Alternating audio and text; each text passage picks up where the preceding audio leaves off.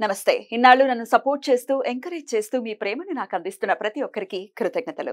అలాగే ఈ వీడియో కూడా ఖచ్చితంగా మీకు ఉపయోగపడుతుంది. లైక్, షేర్ అండ్ సబ్స్క్రైబ్ చేసి మీ సపోర్ట్‌ని నాకు అందించండి. అలాగే ఈ వీడియో పట్ల మీకున్న అభిప్రాయాన్ని కామెంట్ సెక్షన్‌లో కామెంట్ చేసి తెలియజేయండి. ఇప్పుడు వీడియోని చూద్దాం. జ్యోతిష్య శాస్త్రం ఒక అద్భుతం. వేదాంగమైన జ్యోతిష్య శాస్త్రం అనేటువంటిది మానవ జీవన గమనానికి ఒక వరం. జ్యోతిష్య శాస్త్రం నీ జీవితంలో వెలుగునింపే ఒక భాష.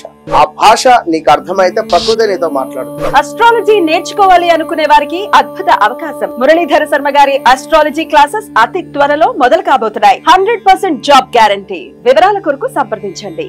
నమస్తే, వెల్కమ్ టు అవర్ ఛానల్. నేను పద్మిని. ప్రస్తుతంతో పాటు ప్రముఖ ఆధ్యాత్మికవేత్త, ఆస్ట్రోన్యూమరాలజిస్ట్, ఎనర్జీ వాస్తు స్పెషలిస్ట్, శ్రీ విద్య ఉపాసకులు శ్రీమతి జయప్రద గారు మనతో పాటు ఉన్నారు. మాట్లాడదాం. నమస్కారం జయప్రద గారు. నమస్తే అండి. శ్రీమాత్రే నమః. ఎలా ఉన్నారు? చాలా బాగున్నాను. బోల్డ్ రోజులైంది వచ్చి. శ్రావణ మాసం ఇంత బిజీ అయిపోతారని ఎక్స్పెక్ట్ చేయలే.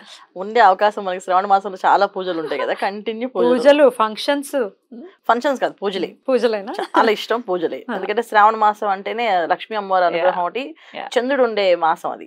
చంద్రుడు ఉండే మాసం అంటే ప్రతి మాసం ఉంటాడు ఆయన. శ్రావణ మాసంలో చంద్రుడు అధిపతి కనుక ఆ మాసానికి ఎంత వరకు చేయగలిగితే అంతవరకు మాక్సిమం చేద్దాం అని చెప్పి మీ టైం ని మీరు చక్కగా యూటిలైజ్ చేసుకుంటున్నారు. 100%. అప్పుడప్పుడు మమ్మల్ని గుర్తుపెట్టుకోండి తప్పకుండా. అయితే అందుకే వచ్చారు మొత్తానికి.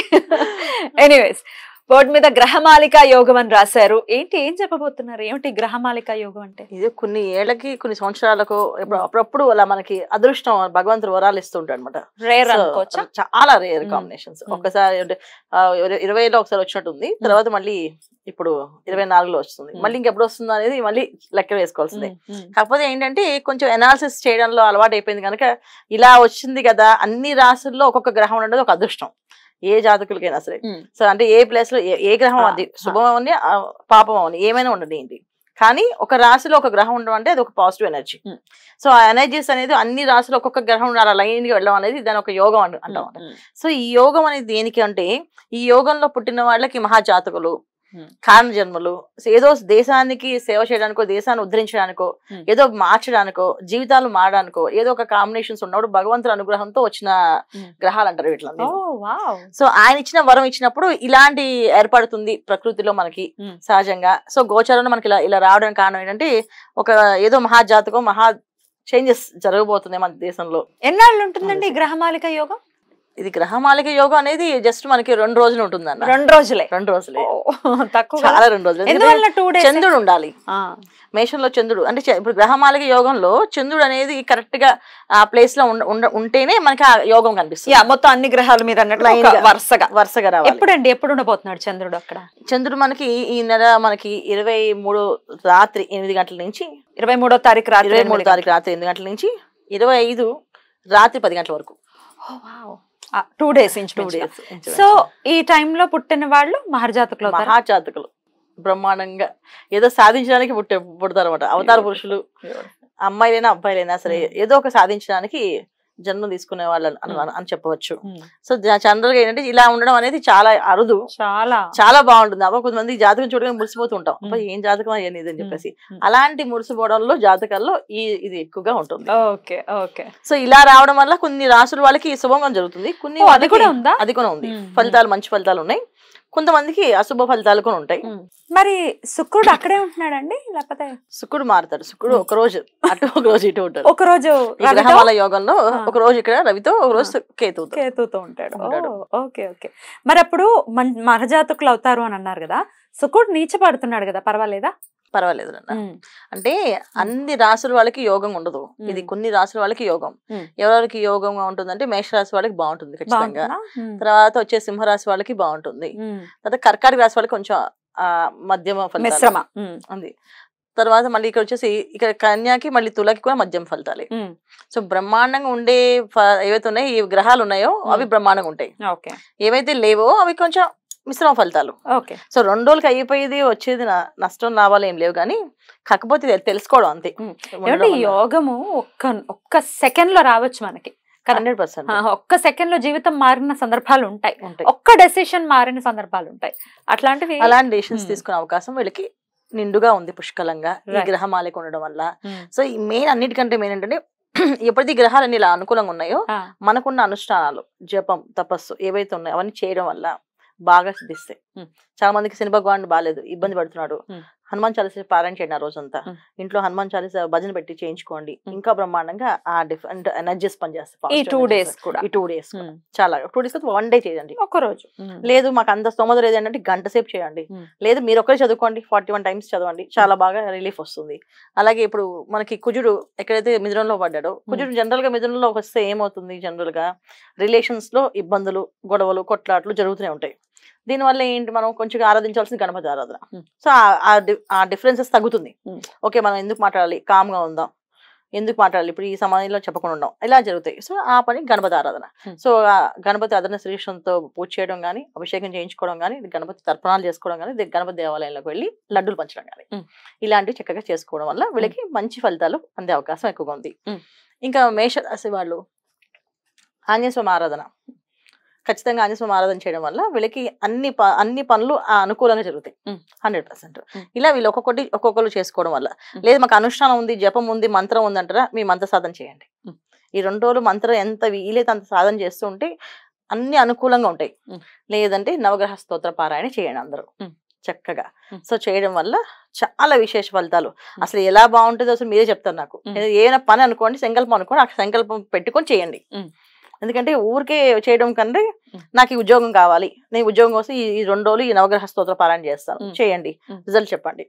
లేదు నాకు చదవడం రాదు, నవగ్రహ ప్రదక్షిణాలు చేయండి, గోశాలలోకి వెళ్ళి గోసేవ చేయండి, ఖచ్చితంగా ఆ పని అవుతుంది. వివాహం సెటిల్ అవ్వట్లేదు, అది అనుకోండి, వివాహం సెటిల్ అవుతుంది. ఇలా ప్రతిదీ వాళ్ళ సంకల్పం ఏది ఉంటే అది అనుకోవడం, అది చేయడం. 2 రోజులు ఎంత శ్రద్ధగా చేస్తామో, ఎంత భక్తిగా చేస్తామో ఖచ్చితంగా అది సక్సెస్ అవుతుంది. అది ఈ యోగం. సో యోగాలు అంటే ఏంటంటే మనకి ఆ పని ఆ టైంకి అవుతుందని అర్థం. సో అవ్వడానికి దారులు మనం ఓపెన్ చేయాలి, డోర్లు మనం యూటిలైజ్ చేసుకోవాలి కదా దాన్ని ఖచ్చితంగా. సో బద్ధకాన్ని వదిలించేసుకోవాలి. ఇప్పుడు మకర రాశి వాళ్ళు, కుంభరాశి వాళ్ళు బద్ధకంగా ఎప్పుడో లేచి ఎవరు చేస్తామని కుదరదు. ఎర్లీ అవర్స్ లో లేచి, ప్రాతకాలం లేచి పూజ చేసుకుంటే వీళ్ళు పనులు అవుతాయి. అలాగే కన్యా రాశి వాళ్ళకు కూడా ఆటోమేటిక్ గా కొంచెం బద్ధకం అనేది ఎక్కువైపోతుంది ఈ మాసంలో. ఈ మాసమే కాదు, అసలు వీళ్ళకి ఎప్పుడైతే రాహు కేతులు ఎప్పుడైతే మారారో అప్పటి నుంచి బద్ధకం అనేది వీళ్ళు వెంటబడుతుంది. ఇది మీన రాశి వాళ్ళకి, ఇటు కన్యా రాశి వాళ్ళకి అసలు బద్ధకమే తెలియదు, కానీ బద్ధకం ఆటోమేటిక్ గా తెప్పిస్తుంది. ఎందుకు అలా ఉండబోదా వీళ్ళ వల్ల. సో ఆ దాని నుంచి బయటపడాలంటే ప్రాతకాలమే లేచి స్నానం ఆచరించి పని చేయడం మొదలు పెట్టడం. దేవాలయంలో, గోశాలలో అన్నదానం ఏం చేసినా సరే మనకి అక్షయంగా పనిచేస్తాయి. సో అది ఫీల్ చేయాల్సిన పని. బ్యూటిఫుల్ అండి. ఇక పుట్టే వాళ్ళు మాత్రం మహర్జాతకులు అయ్యే పరిస్థితి ఖచ్చితంగా ఉంటుంది. 100%. ఓకే, ఇప్పుడు నాదొక ప్రశ్న. ఏ లగ్నంలో పుడితే, ఇప్పుడు రాశి మీరు చెప్తున్నారు ఈ రాశిలో వెళ్ళున్నారు, ఏ లగ్నంలో పుడితే ఇంకా పవర్ఫుల్ గా ఉంటున్నట్టుగా మీరు కన్సిడర్ చేస్తారు? తప్పకుండా మేష లగ్నం అన్న. మేష లగ్నమైనా అదిరిపోతుంది. ఓకే, శని భగవానుడు ఆల్రెడీ వక్రించి ఉన్నారు కదా, సో ఆయన ఖాతాలో కోటాలో ఏం పడవు అనమాట వాళ్ళకి. జనరల్ గా శని భగవాన్ ఇలా వక్రించి ఉంటే మనకి వెనక అది ఏం జరుగుతుంది ఎవరు చూడరు కదా, విజన్ ఉండదు కదా. నిజంగా చాలా మంది ఏంటంటే ఆ శని భగవాన్ వక్రించడం వల్ల కొంతమందికి అదృష్టం. అవునా? సో ఆయనకి ఖాతా కోట ఏం పడవు వాళ్ళకి, అసలు ఏమి పడవు. అందువల్ల వీళ్ళకి మంచి ఫలితాలు ఉంటాయి. సో మేష లగ్నం సూపర్. మేష లగ్నంలో జన్మించవచ్చు. లేక తర్వాత ఇంకా బెటర్ కొంచెం మేషం కంటే కొంచెం పర్వాలేదు సింహలగ్నం. ఓకే, అందుకే సింహలగ్నం రవి ప్లస్ శుక్రుడు ఉన్నాడు. తర్వాత శుక్రుడు వెళ్ళిపోయినా రవి యొక్క ఎనర్జీస్ పనిచేస్తూ ఉంటాయి కనుక డెఫినెట్ గా సింహలగ్నం బాగుంటుంది. చాలా బలవంతుడు అని బలవంతుడు. కాకపోతే ఇక్కడ ఏంటంటే ఆయన ఉండదు లాభస్థానంలో కూర్చున్నాడు.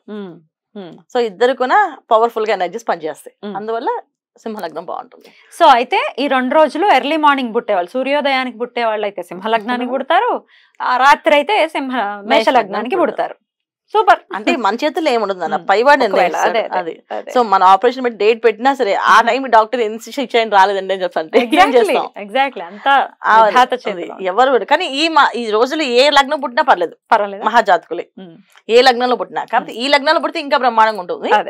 సో ఇలా ఏ లగ్నంలో తీసుకున్నా మనం ఈ మాసంలో పుట్టిన వాళ్ళు 23, 25, 23 8 గంటల తర్వాత, అంటే రాత్రి 8 గంటల తర్వాత 25, 10 గంటల లోపు మహాజాతకులే వీళ్ళు. ఏదో సాధించడానికి వచ్చారు భూమి మీదకి. బ్యూటిఫుల్. ఎవరైతే పుడుతున్నారో వాళ్ళకి వెల్కమ్ చెప్తాం. All the best, definitely welcome చెప్దాము. ఎందుకంటే వాళ్ళ కుటుంబానికి సంబంధించిన వాళ్లే కాదు, ప్రతి ఒక్కరికి సమాజానికి ఉపయోగపడేటటువంటి జీవి వస్తుంది అని అంటే అది ఆనందదాయకమైన. 100%. అబ్దుల్ కలాం లాంటి వాళ్ళు అద్భుతం. ఆహా సో వాళ్ళలాంటి వాళ్ళు వచ్చారంటే అసలు అన్ని పరిపాలన బాగుంటుంది కదా, అలా ఉంటారు అనమాట, అలా వస్తారు. చాలా బ్యూటిఫుల్ గా ఎక్స్ప్లెయిన్ చేశారు. అలాగే అంటే పుట్టే విషయమే కాదు, అసలు గ్రహమాలిక ఉన్నప్పుడు మనం సామాన్యులు మనలాంటి వాళ్ళు కూడా ఎట్లా ఈ టైం ని యూటిలైజ్ చేసుకోవాలి, 2 days ని చక్కగా యూటిలైజ్ చేసుకోవాలి అనేది కూడా చాలా అద్భుతంగా మాకు వివరించినందుకు కృతజ్ఞతలండి. నమస్కారం. నమస్తే అమ్మ. శ్రీమాత్రే నమః.